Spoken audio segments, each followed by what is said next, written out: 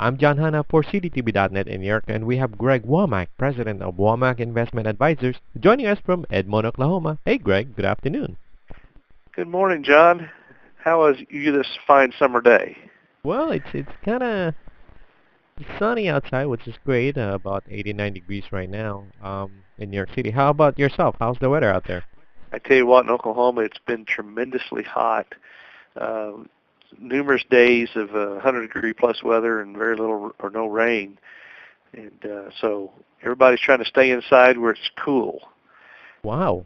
I mean, in New York, when we get the above 90 degrees for several days, we do have a heat advisory for the senior citizens and as well as the younger kids.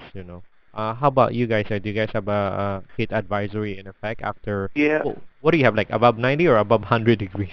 no, typically 100. I mean, we have a little bit of humidity coming up from the Gulf, from Texas area, but we hit 110, just the normal temperature on Saturday, and I was foolish enough to get out and play some golf, and and I almost had a heat stroke, and my teammates made me count it. Oh man. But Count the stroke. That was bad. That was a bad joke, but it was pretty hot. you Put it actually that way. went out at 100 degree to play golf. Well, I went out in the morning. By the time we got done, it was 150, 110. So Okay, okay. I thought you went out like you were probably one of not the early you teed up early in the morning, right? well, not too early. We couldn't get off the way we wanted it to. It was just a few of us, so we had to take what we can get. There you go. Now, with regards to this kind of heat-related stuff, uh, the mall seems pretty good for the consumers. Now, people would actually go out to the malls and hopefully they spend some money going to the theaters or buying some stuff, some Yeah, items. they're either doing one of two things. They're staying at home, in which I should have done Saturday, but or they're going into more other air conditioning areas, whether it be the malls, the movies. So those areas may not receive as much of a downturn as most of your activity outdoor areas. But the golf course was not too busy, especially in the afternoon. Wow. No, all right, let's talk about the market. Well, what do you have for us today? Well, last week, John, the markets, especially Friday, disappointing employment numbers took kind of the edge off the equity markets. But last week they did manage to remain in the plus column. So the Russell Small Cap 2000 and the Nasdaq had the strongest showing. And Treasury bonds benefited from a lot of the anxiety caused by the bad jobs reports, and the 10-year reversed much of its 30 basis points jump from the previous week. So year to date, if you look at just last week, the Dow Jones was up 9.3%, Nasdaq 7.8, and the S&P 6.85. That's a different story today. I mean, really, there's a lot of anxiety currently over Europe. Portugal and now Italy is probably the next cards to start falling. So a lot of concern in the market there. And so today, around noon on the 11th of July, Eastern Time noon, Dow's off around 140 points and the S&P around 21 points. I see the support level, John, for the S&P is the current near term is the 50-day moving average, which is around 1,318. And then the previous low that we hit a few weeks back before we did bounce up is we hit 1,258 on the S&P a few weeks ago.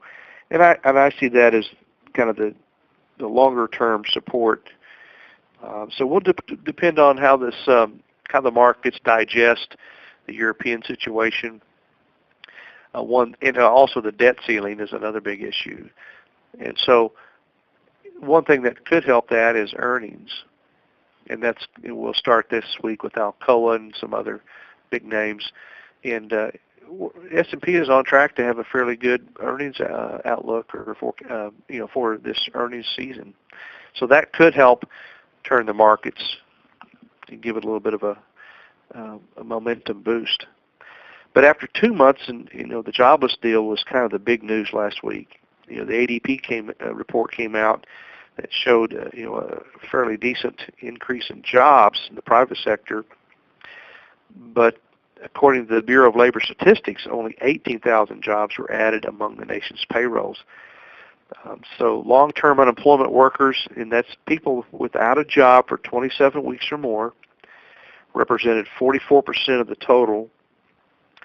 And including underemployed workers, this would push the unemployment rate to 16.2%, even though the official rate is only 9.2. So the job deal is really kind of what hit the market Friday. Portugal was kind of the focus of the next year angst. Moody's downgraded the country's sovereign debt to Ba2, which is non-investment grade, with a negative outlook, indicating that further downgrades are more than likely. And the downgrade also helped push the borrowing cost up for those troubled Eurozone countries, including Italy. And of course, Standard & Poor's warned that a restructuring of Greek debt would be considered really a selective default. The European Central Bank raised a variety of interest rates for the second time this year, increasing its benchmark rate to 1.5% to combat inflation. And it's running currently about 2.7% on inflation. But the Bank of China raised its primary rate from 6.31% to 6.56%.